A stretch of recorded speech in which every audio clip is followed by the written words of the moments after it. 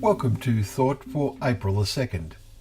Our readings are Numbers chapter 16, Proverbs chapter 12, and Galations chapters 1 and 2. And our thought is, it is no longer I who live. The Apostle Paul has a most urgent message to bring to the Galatians, a message which has challenged believers ever since. Paul writes, I am astonished that you are so quickly deserting him who called you to the grace of Christ and are turning to a different gospel. Not that there is another one, but there are some who trouble you and want to distort the gospel of Christ. Chapters 1 and verses 6 and 7.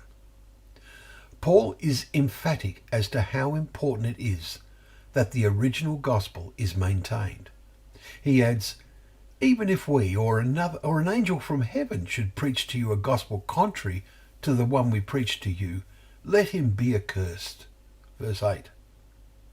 The potential for some to corrupt the original gospel is a fundamental reason why we need to constantly read God's word, so that the original message becomes part of our thinking, with the result that humanly devised beliefs like going to heaven when we die are immediately seen as wrong, and we search the context of any verses that others advocate as teaching it and see what they really mean.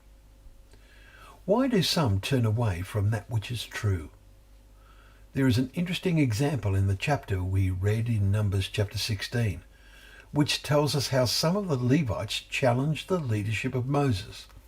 They say to him, "You have gone too far. For all the congregation are holy, every one of them, and the Lord is among them. Why then do you exalt yourself?"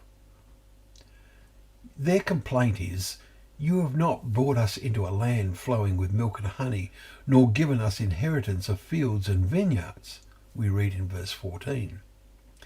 Their minds are focused on positions of prestige and material rewards, but such will only come in God's good time in his kingdom. They had a false impression of what it is, in God's sight, to be holy. We are reminded of the principle spelled out in the verse in Hebrews. Strive for peace with everyone, and for the holiness without which no one will see the Lord. Hebrews 12 and verse 14.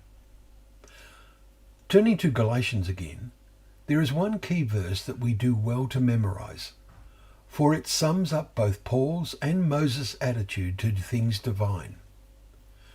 I have been crucified with Christ, writes Paul. It is no longer I who live, but Christ who lives in me. And the life I now live in the flesh, I live by faith in the Son of God, who loved me and gave himself for me. Chapter 2 and verse 20. Well, thank you for joining us once again for Thought for the Day, where together we can open up the pages of God's Word, remembering that it is a lamp to our feet and a light to our path.